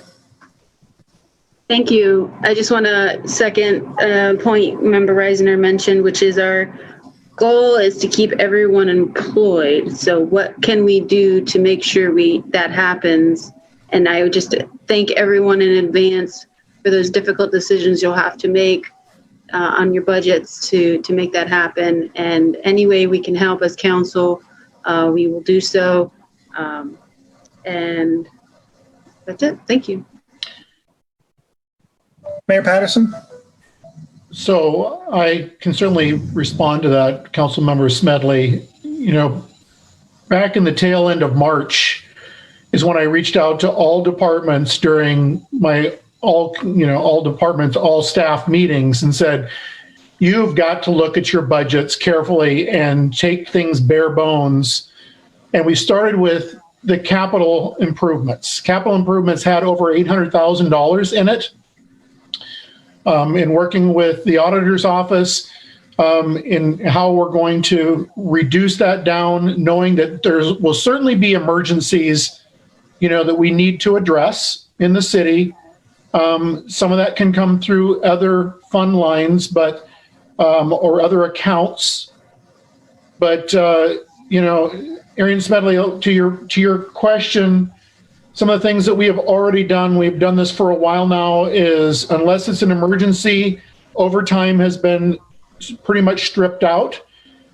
We have not replaced individuals who have retired. So there are open positions that we have not filled. We are looking at every single thing possible at this point in time. And to the other point that was made is that, and this is important for the viewing audience to know and recognize, that we have a little over 180 full-time employees for the city that is covering 11 square miles of city, your water delivery system, your sewer system, streets, roads, police, fire, arts, parks, and recreation. Granted, arts, parks, and recreation hasn't been open since the tail end of March either. That we are looking at every single way in which we can reduce expenses and expenditures in the city. And again, working very closely with the auditor's office to see, what might be overlooked. And in some cases, in areas where we can't go as thin as we wanted to go. We can't reduce things as much as we feel we need to reduce. And so that is the plan moving forward. I will agree 110% with Councilmember Reisner, and that is that with what everyone has heard, with the layoffs that have occurred with our largest employer in the city, and then the most recent layoffs or non-renewals that have occurred, some of those we won't realize until May of 2021. And so we're tracking that very carefully as well as we move forward. But again, this goes back to what I said earlier on when we were talking about the world as we know it here in Athens is markedly going to change as we move forward. And we need to be able to make those changes successfully. And we need to make those changes with everyone's support as we move forward. So that's more than you asked for in terms of an answer, Councilmember Smedley, but I will step off my soapbox at this point in time. No, I appreciate that, Mayor Patterson. I appreciate all the work that you have done and all the hard work ahead of you too. So anything we can do to help, just let us know. Shall we turn to the auditor? Auditor Heck, would you like to, one thing in particular we haven't addressed yet in comments is a change to the tax mix. I know you were looking at the 1% transportation fund. Do you want to address that? Well, the mayor has made us aware, the finance committee, I know, that there is money available for our share. The mayor might want to explain that part, which means that we wouldn't necessarily have to, I remember when we added transportation to the list in the tax mix, and it was for those, us paying our share of what was going on. And it hasn't always been that way, of course, but the fact is that we have money there, and there's no real reason to keep putting money into that fund if we aren't going to have to use it more money, at least for this year. I mean, you can always add it back in, but we're at the point where every little thing helps. And I think the mayor did an excellent job talking about everybody knows they want to be able to flush their toilet and drive down the streets and have the police and fire come if you need them. But I don't think they realize that my office, in the beginning, we shut down for 4 days and we just got really behind. And the fact is, some of us had to come back. People still have to be paid. All those people that are keeping the water and sewer going still want their paychecks. And we have bills coming in from before it hit that we still need to pay. The mayor, we have to have a leader. There's just so many other things to think about. Our law director has been really busy. Court has been open. They've pared back and been doing a lot more, Zoom type hearings and stuff, but they've been open the whole time. Court has. And so we're paying them, and that means the prosecutors are working. And it's just really the ability to cut back in very many positions is pretty limited. And so that tax money that goes into the general fund is very important. That's what pays all of our police and fire, mayor, auditor, law director, court. It's a big fund. And so any money, if it's not needed in there, I just am asking that you consider that. Maybe the mayor can explain to you this surplus of money that's coming from HAPCAP. Is that right, Mayor? That's correct. Yeah, thank you, Auditor Heck. I was contacted by the Director of Transportation at HAPCAP, Carolyn Conley, in that they received from the Department of Transportation well over $2 million, which will keep the transit systems all, and keep in mind, Council, that for HAPCAP, that's 4 systems. It's the GO Bus, it's Athens On Demand, it's Athens Public Transit, and then it's Logan Transit.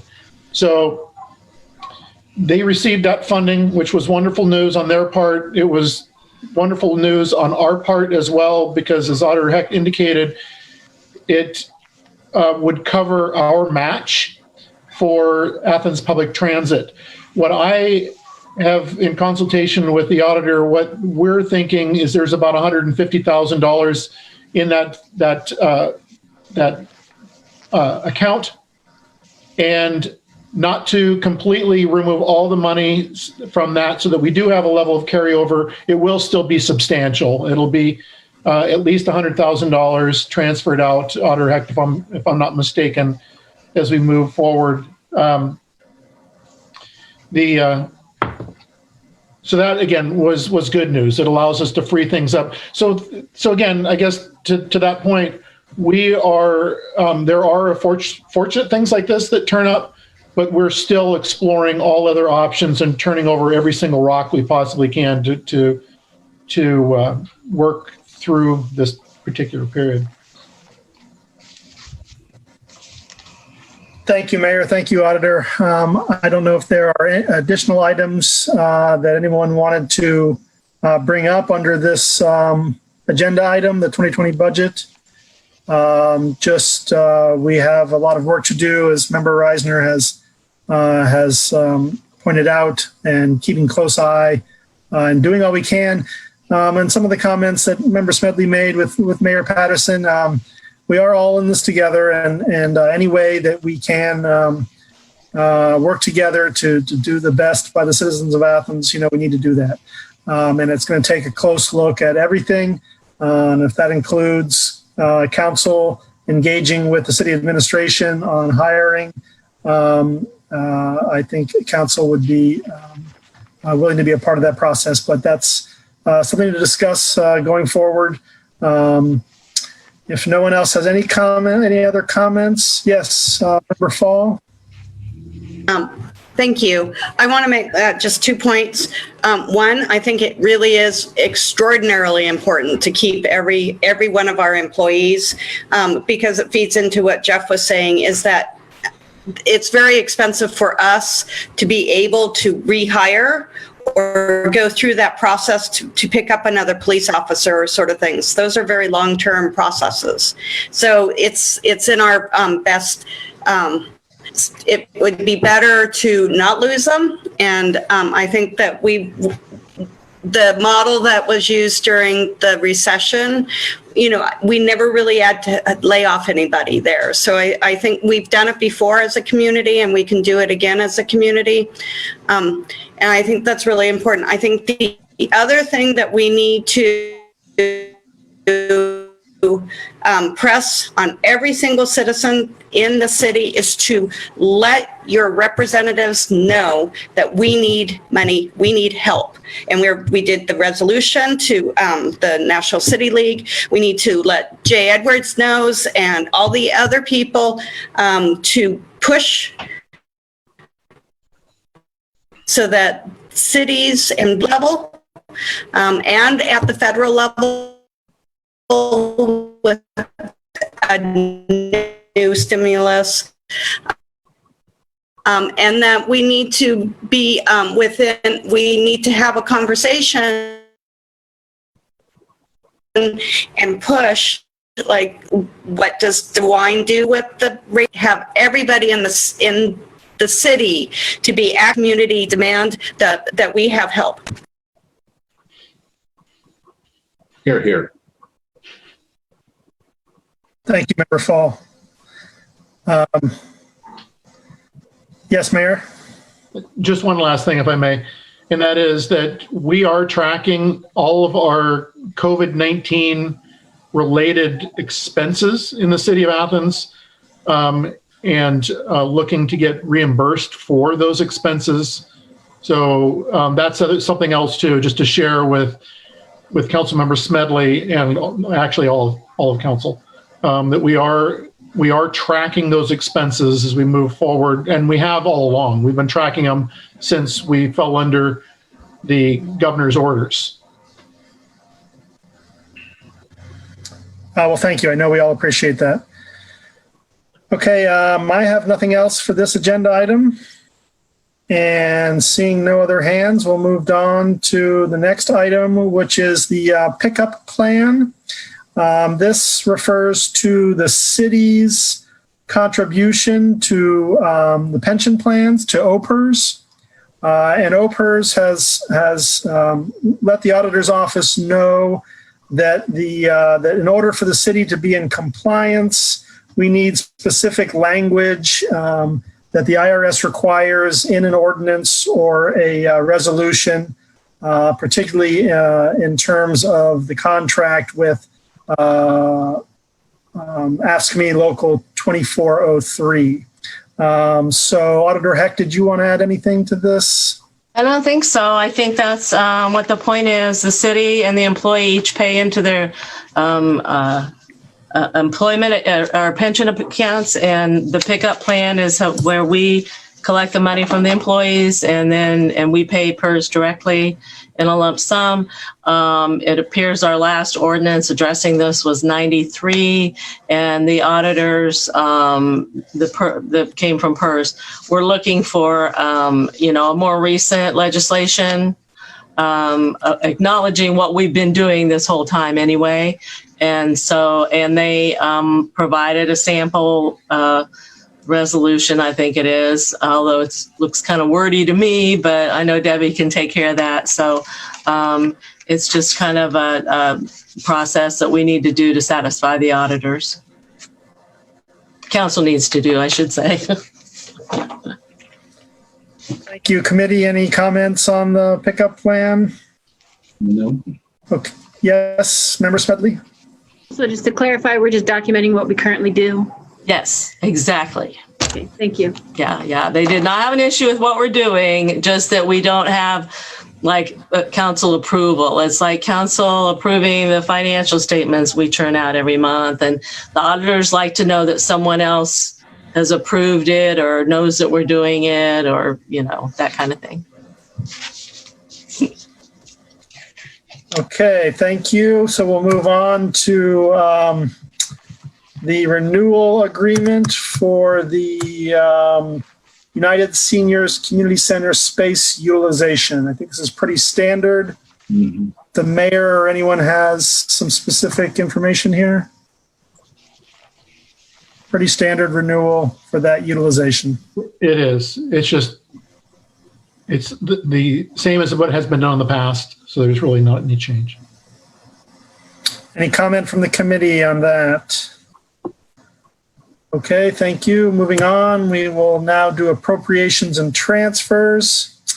I believe that the main one to discuss here is that the community center needs an increase in their refund line. As we know, they are processing refunds, and they don't currently have enough in their unappropriated balance. And so the auditor is asking for decreases and increases to cover those costs. And I believe that the amount that is requested, we got an update today from Director Moore through Chief Pyle, that they are requesting $10,000 to cover those refunds. They do have an equipment line fund, which currently has $17,000 in it, that they will, with the changes from COVID-19, that they will not be needing immediately.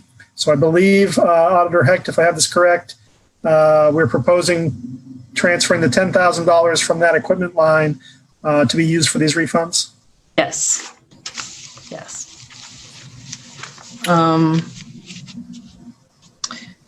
Yeah. Do you want me to address some of the other things that we want to do too?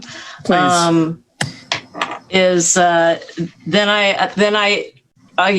From what I understand, but tell me if I'm wrong, we want to include in that appropriation transfer ordinance the $100,000 from transportation to the general fund. So that would go in that type of ordinance. The other thing that I want to add, Member Crowell, and you were exactly right, the $17,000, it looks like they need the $10,000, 10,000 of that somewhere else. But we're going to end up reducing a lot of account lines in the personnel or 100 lines and the capital lines that are the 500s, the TC 500s. And so the total for that is going to be about 310,000 out of the personnel lines and 800,000 out of the cap lines. Now, there's quite a number of actual account lines that we'll be reducing. I think I told council today that in 750, which is the sewer fund, it's 2, 4, 6, 7 account lines. So I can put together a list. I have a handwritten list of how much out of each fund. That's still all out of the sewer fund, but that's where the money is in the budget and has to be reduced.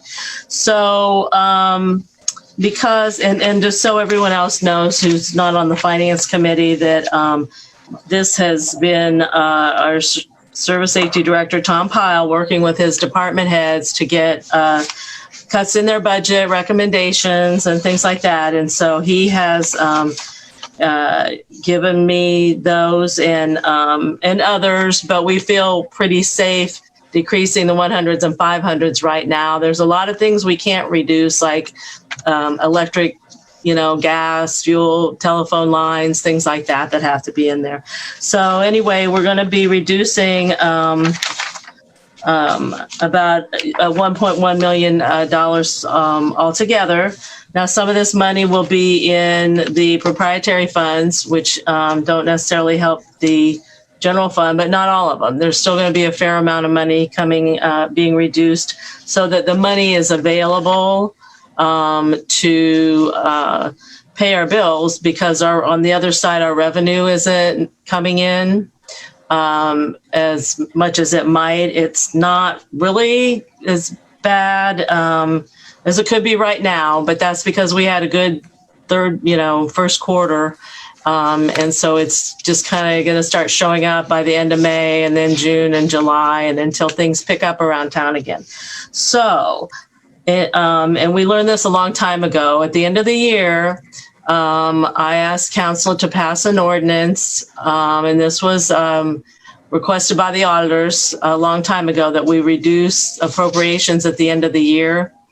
And so council passes an ordinance that just gives me the authority to do that, rather than listing. The first time we did that, that ordinance was probably 3 pages long. And we're going to have to reduce it anyway. It's probably more for Debbie than anything, but it needs to be done. And so she has, I think, sent out an ordinance, which is similar to the one that's been done every year for the past almost since I first got up here. Just council giving me the authorization to reduce those appropriations as needed due to the pandemic and the loss of revenue, et cetera, et cetera. So I don't know, has everybody seen that SAMP draft ordinance, or not necessarily? Does anybody? No? Okay, well, it's just pretty basic. We can send that out if anybody has any comments. And in the meantime, I can let people know how much from each fund that we'll be reducing, or I don't know what else you might want. But, the fact is, we're not going to have the revenue in all of these funds that we're expecting. And it's not just the tax revenue either, parking meters, court costs and fines, they're still open, but they're not, nobody's operating at full scale. And in other funds, it's the same kind of thing. Community center, recreation, they just don't have anything going on. And so nobody's, they don't have the revenue that they usually get by now either. So I don't know. Does anybody else have any questions about that? Okay. I have a question. Sure. Auditor. Okay. Have you received any reports from the treasurer concerning revenues from our investments? No, I haven't. I haven't either. I don't know. Well, you know what? See, she's supposed to report to council quarterly, and so that would have been the end of March, and probably April sometime you would have been asking her to come and do that. So you could probably still through the cracks. Yeah. So council could still request that, I would think. I mean, she's still working. We've got her transferring money for, I don't know if it's the pool or the community. It might be the pool or the community center. That'd be a good idea.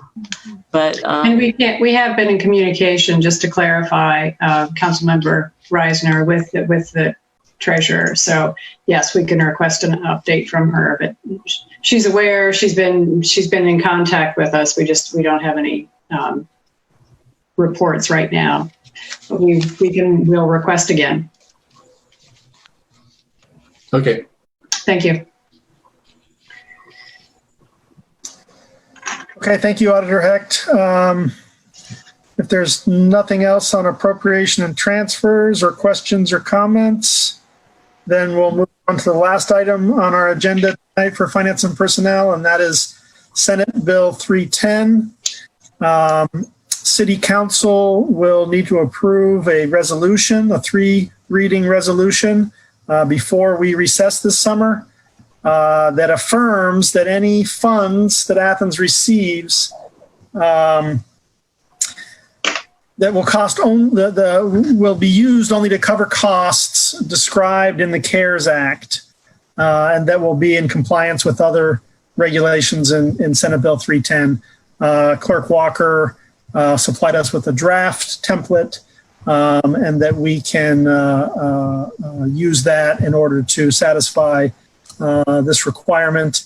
For those who aren't aware, Senate Bill 310, sponsored by Senator Dolan of Chagrin Falls, and it uses a modified version of the local government fund to distribute $350 million in federal aid from the CARES Act to Ohio's municipalities, townships, and counties.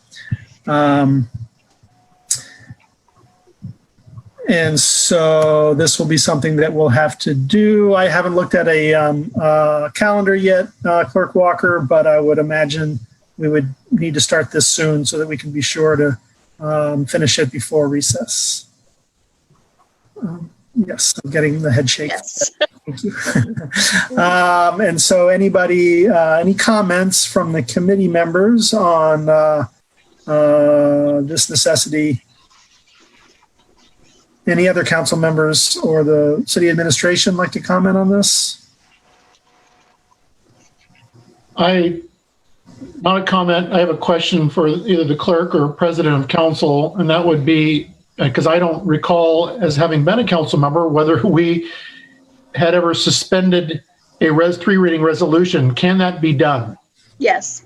Big head nod from Debbie Walker. Yes. Thank you. Thank you, clerk of council.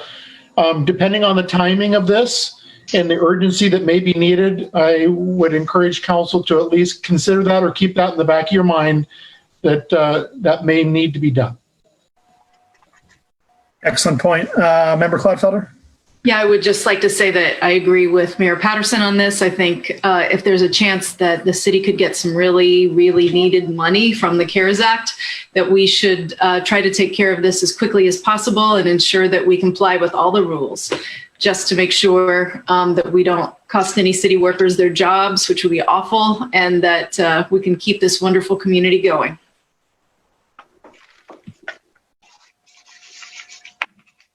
Okay, thank you. Seeing no other comments, that closes Finance and Personnel. And I think that closes our committee meeting for tonight. Thank you all very much. Thank you, everyone.